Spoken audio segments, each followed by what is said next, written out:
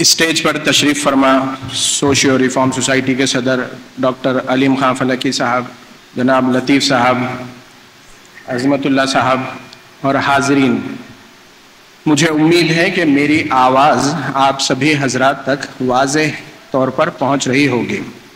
میں نے اپنے 10 سے 15 منٹ کی جو گفتگو ہے اس کو ضبط تحریر بھی لایا ہے، اور وہ تحریر پڑھ دینا اتنا اہم نہیں جتنا اہم میں جو کچھ عرض کرنا چاہ رہا ہوں وہ آپ لوگوں کو سمجھ میں آ جائے۔ ایک موضوع ہے، ایک مسئلہ ہے، بہت سنگین ہے، اسی کو سمجھانے کے لیے میں نے اپنے طور پر کوشش کی ہے۔ ان سارے مسائل کا جس کا ابھی ڈاکٹر علیم خان فلکی صاحب نے ذکر کیا تھا، اس کو اگر میں سمیٹ کر مختصر کروں ٹاپک کو، مسلمانوں کے مسائل اور ان کا حل، تو میں اپنی اس گفتگو کو جس کو میں نے ضبط تحریر لایا ہے آپ لوگوں کے گوش گزار کرتا ہوں۔ یہ تقریباً 30 سے 35 برس پہلے کی بات ہے۔ اخبارات میں خبریں آنا شروع ہو گئی 10ویں کے امتحانات میں، جو کہ کسی بھی اسکولی اسٹوڈنٹ کا پہلا بورڈ کا امتحان ہوتا ہے، لڑکیاں لڑکوں پر سبقت لے جانے لگی۔ اس کے بعد 12ویں کا امتحان یعنی انٹرمیڈیٹ میں بھی لڑکیاں لڑکوں سے بہتر مظاہرہ کرنے لگے۔ انجینئرنگ اور میڈیسن کے داخلہ امتحانات ہوں، MBA ہو، MCA ہو، یہی نہیں نیٹ نیشنل ایلیجیبلٹی ٹیسٹ یا نیٹ گروپ 1 کے امتحانات ہوں یا گروپ 2، اور تو اور ڈسٹرکٹ سلیکشن کمیٹی کے تحت جو تقررات ہوتے ہیں ٹیچرز کے، اس میں بھی مسلم لڑکیوں نے شاندار کامیابی کا مظاہرہ کیا۔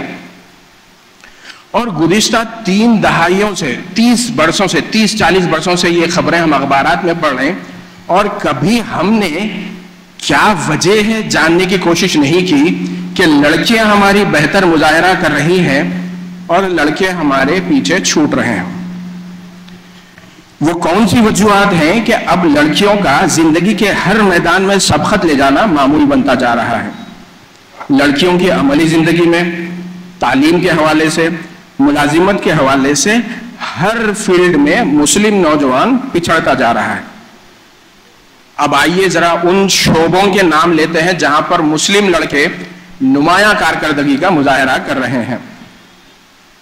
قتل، نشہ اور مختلف جرائم، یہ وہ شعبے ہیں جہاں پر مسلمان لڑکے اپنا نام تیزی سے درج کر رہے ہیں۔ کیا رشتہ ہے لڑکیوں کا ہر شعبے میں اچھا مظاہرہ کرنا اور لڑکوں کا خاص طور پر تعلیم اور روزگار ان سے پچھڑتے جانا؟ مچھلی کی جو پہچان ہے اس کے تیرنے کی صلاحیت ہے، اور جو مرد کی پہچان ہے وہ اس کے کمانے کی صلاحیت ہے، اور ہمارے لڑکے یہ بھول چکے ہیں۔ آئیے آگے بڑھتے ہیں۔ مسئلہ دراصل مسلم سماج میں لڑکیوں کے ساتھ کیا جانے والا امتیاز ہے، ڈسکریمنیشن ہے۔ مسلم سوسائٹی میں لڑکیوں کے ساتھ امتیاز بڑھتا جاتا ہے۔ بات جذبات کی نہیں، بات سچائی کی ہے۔ ذرا اپنے دل پر ہاتھ رکھیے گا، ایمانداری سے غور کر کے بتائیے گا، جن مسلم گھرانوں میں لڑکیاں ہیں اور شادی کی عمر کو پہنچی ہوئی ہیں، ان کے ماں باپ کی صبح و شام کیا فکر ہوتی ہے؟ ان ماں باپ کے ہاتھ جب دعا کے لیے اٹھتے ہیں تو ان کے زبان پر کیا دعا ہوتی ہے؟ ایسا نہیں کہ جن کی لڑکیاں بڑی ہیں صرف انہی کی یہ فکر ہے، جن گھروں میں چھوٹی بچیاں ہیں ان کے ماں باپ سے بھی پوچھئے گا۔ ایک ہی سوچ حاوی ہے، ہماری بچیوں کا نصیبہ کیسا ہوگا؟ اس کی شادی آسان ہوگی یا نہیں؟ اس کی شادی کا بجٹ کہاں سے لائیں گے؟ کس گھر میں وہ بیاہ کر جائے گی؟ اس کے لیے کتنا جہیز دینا ہوگا؟ جوڑے کی رقم کتنی ہوگی؟ کیا دولہے کو گاڑی بھی دینا ہوگا؟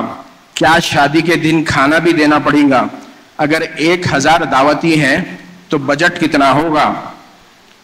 بچی کے ساتھ ساس سسر کیسے پیش آئیں گے؟ بہو کو بیٹی بنائیں گے یا نوکرانی؟ اور بہت ہی امپورٹنٹ جو چیز ہے، ان سب کے علاوہ 1000 بار خدا نہ خواستہ اگر ہماری بچی کے ساتھ کچھ ہوتا ہے تو کیا ہوگا، اس کو آپ گرہ میں باندھ دیجیے، پوائنٹ نوٹ کر لیجیے گا. اتنی ساری فکر کرنے کے بعد بھی ایک جو انجانا سا خوف ہے، اخبارات میں آپ اٹھا کے دیکھ لیجیے گا، ضرورت رشتہ کے جو اشتہارات ہیں. اب ضرورت رشتہ کے اشتہارات میں فرسٹ ٹائم میرج کے اشتہارات کم اور عقد ثانی کے اشتہارات زیادہ ہو رہے ہیں. 1 ہفتے میں کھلا ہو گیا، 1 مہینے میں کھلا ہو گیا، ناگزیر وجوہات کے سبب علیحدگی اختیار کر لیے. تو یہ جو سوال ہے یہ لڑکی کے والدین کے سروں پر سوار ہے کہ اگر لڑکی کے ساتھ کچھ ہو گیا تو کیا ہوگا. یہی ساری فکر اور یہی سوچ کام کرتی ہے، اور اس کا نتیجہ کیا نکلتا ہے؟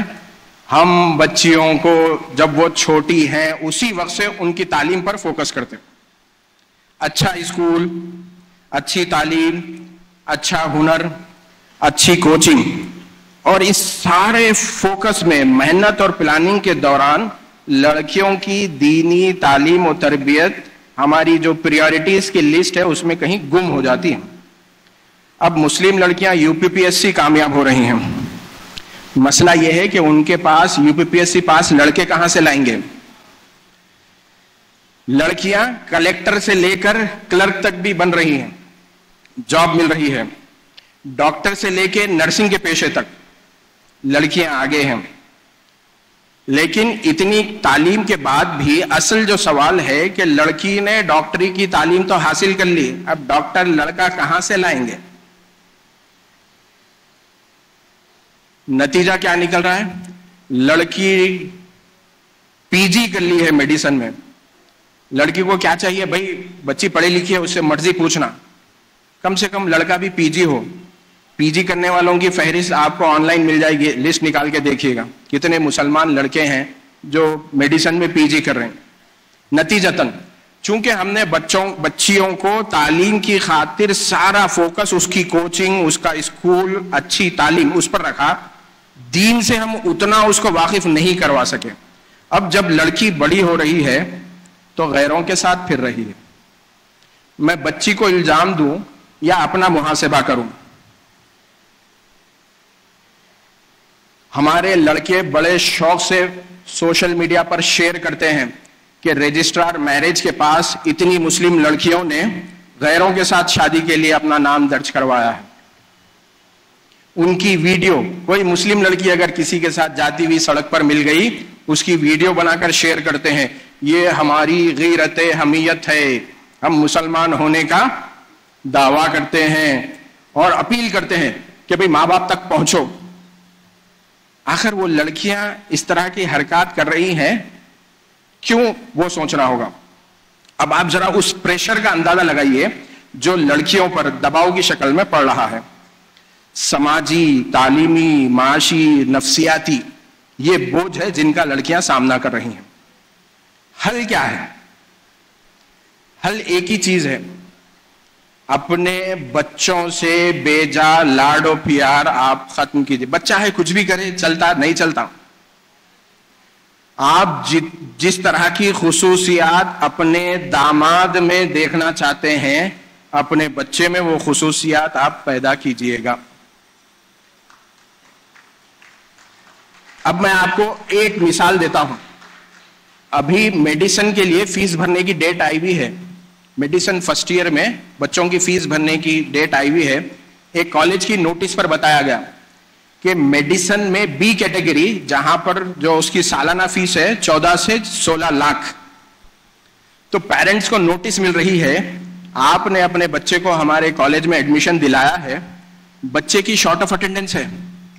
ماں باپ نے بچے کو کیا کیا؟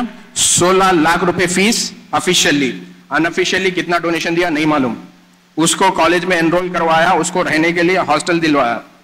اب جب بچے کو 1 اگست سے ایگزامس لکھنا ہے، اس سے پہلے اس کی فیس ایکسپٹ نہیں ہو رہی، تب جا کے والدین کو پتا چل رہا کہ بچہ میڈیسن میں ایڈمیشن تو لیا لیکن کالج ہی نہیں جاتا تھا. یہ بچوں کا جو لاڈو پیار ہے. یہ ایک مثال ہے. میں آپ کو بتاؤں کہ ہمارے اسی شہر حیدرآباد میں عظمت صاحب سے درخواست کروں گا، میرا وقت ہوتا ہی بتا دیجیے گا، میں اپنی بات ختم کر دوں. اسی شہر حیدرآباد میں ہمارے ہی مسلم معاشرے میں لڑکوں کے ساتھ جو ماں باپ کا پیار، بے جا پیار، کیا آدھی رات کو بچہ دوشا کھانے کے لیے باہر جا رہا ہے، ماں جانتی ہے، باپ لائل میں.